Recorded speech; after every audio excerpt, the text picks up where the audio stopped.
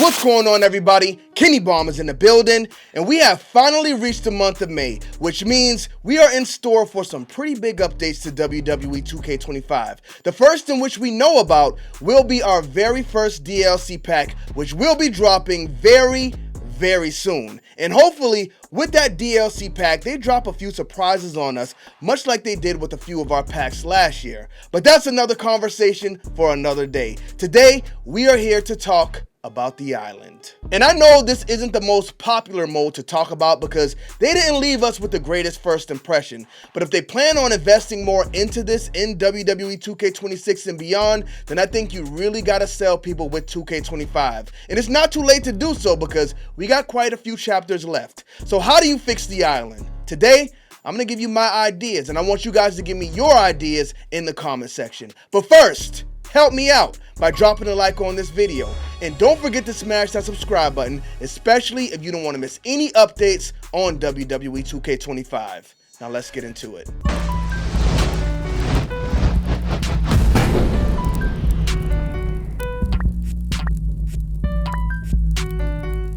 Run, boy, they coming on. So as we all know, the island was not only far from perfect, but far from what we expected when we finally got our hands on WWE 2K25. And despite the patches the game has received, things on the island remain largely the same as they were since the game was released. But I do have to point out the fact that while there's still work to be done in this area, they did make one meaningful update. Because when I first got on the island, I texted the fellas in the group chat asking if they felt the same way about the movement. For me, I felt like my character on the island was weightless and the running speed was just way too slow. In a third-person game, you can feel the weight on your character. You can even feel it when you're in the ring in WWE 2K25. But for some reason, on the island, things feel a bit floaty as you're running around. And that's an issue that remains there, but one thing they did fix was the running speed. Wrestlers now run faster on the island than they did when the game first came out, and that's a big win because previously, it felt like it took forever to get from point A to point B. So that is a big improvement. But how can this be better? Give us more premium interactable items to make our time and our quality of life on the island even better. Now, of course, the streets aren't big enough for things like bicycles and motorcycles, but if you're adding more story chapters that are going to be sending us from one side of the island to the other, I think it'll be very beneficial if we were able to get things like rollerblades and skateboards. Now, that sounds like an easy task, but it might be too big of an ask. I'm in my Dr. Seuss bag right now. So that could be something we don't see until WWE 2K26, but I think things like this would bring a lot more life to the island. But before we get away from the quality of life stuff, why don't we have a map on the island yet? That has to be at the top of the list for Chapter 2, right? We'll put a pin in that one and see if they actually add it. Now, one thing we know for sure we will be getting in Chapter 2 of the island is more story. So we were placed on this island to impress Roman Reigns, and throughout the process, we run into different wrestlers who we have to kind of help out with different things. Cody Rhodes needs help finding his car keys. LA Knight, for some reason, was dressed up as a knight, and I don't know what he had going on. There was like a clone Xavier Woods, Austin Theory with the Undertaker's urn. A lot of crazy stuff in here that really make no sense, and while I don't have a problem with goofiness, it needs to be engaging. And I will admit, as an Undertaker guy, I really did love the stuff with Paul Bear's statue and the Undertaker's urn in Chapter 1, but outside of that, I can't think of another storyline that really pulled me in. And I'm sure some people really wanted to help R-Truth find a roller coaster that may or may not have existed on the island, but it just wasn't for me. Now, I'm not saying they need Chris Nolan level of writing in this thing, but I feel like they at least need to try to make something that's engaging, and it just didn't happen in Chapter 1.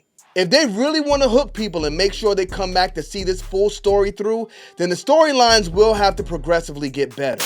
I'm somebody who actively plays this game almost every day, and I almost didn't finish Chapter 1. After making it less than halfway through, I jumped out, finished everything else I wanted to play in the game, and even then, I felt like I had to force myself to jump back in the island to finish it. The way they're rolling out this story gives them so much potential to keep this game alive all year. But if they want to keep players engaged, then they gotta put that extra work in to improve the quality we get out of the story in the next few chapters. And while online does play a part on the island, the story is going to be the biggest thing that keeps the casual players coming back. So when the story is over, what more is there to do on the island? I'm not an online player, so after I finished the story, I hadn't jumped back into the land of Roman Reigns. So before I made this video, I hopped on the island to find out the exact answer to that question.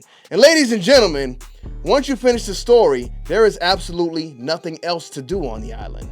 You can't replay the story missions, you can meet up with your friends, but there's really nothing else to do because you can only do one-on-one matches, and then if you want to play online, it's probably easier to do it outside of the island. This is a problem, because this was supposed to be a big selling point for WWE 2K25, but I feel like it's the one mode they're really leaving behind where they focus so much on my faction where they actually make a lot of money.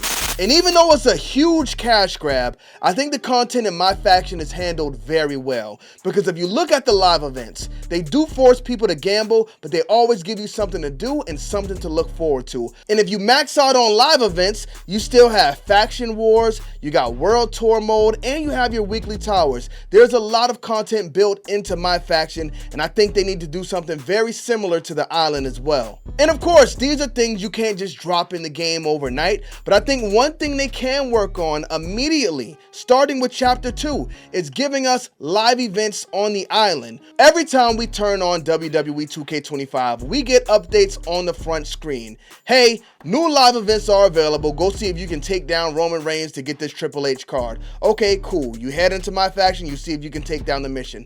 I feel like we should get the same thing with the island. We can get that pop-up. Hey, Kane is at the Undertaker's Cathedral. We don't know what he wants. Go find out. You head to the island, find Kane, boom, you get a random live event mission. And maybe when you beat that mission, you unlock a new Persona card, and it's Kane from 2002 with his slow chemical theme. Now the island has value and people will be looking forward to the next mission. Right now, unfortunately, the island is just dead, and I feel like 2K isn't doing much to liven it up. I think Chapter 2 will bring a new burst of energy to it, but if it just ends there, then I don't think it's going to fare well in the long run. You got to keep it going after the story, and I think random live events would be a great way to do so. Not only that, I know a lot of people hated the mini games in AEW Fight Forever, but the gameplay is already good in 2K, so I think they have the time and space to create something like that they can place in the island that friends can actually come together and play, and it would add a lot more value to that mode. Give us a stadium on the island, somewhere where a lot of us can come together, play, and spectate matches. That'll make tournaments a lot more fun and easy to run for WWE 2K25, making the community a lot stronger in the process. So there's a lot you can do with the island. I just want to see if they get it done this year or if they hold these things off until the next installment. What do y'all think? What would make you go onto the island more and enjoy your time? Let me know in the comment section, but don't forget to drop a like on this video and smash that subscribe button if you have not already. Bomb Squad, let's get to that.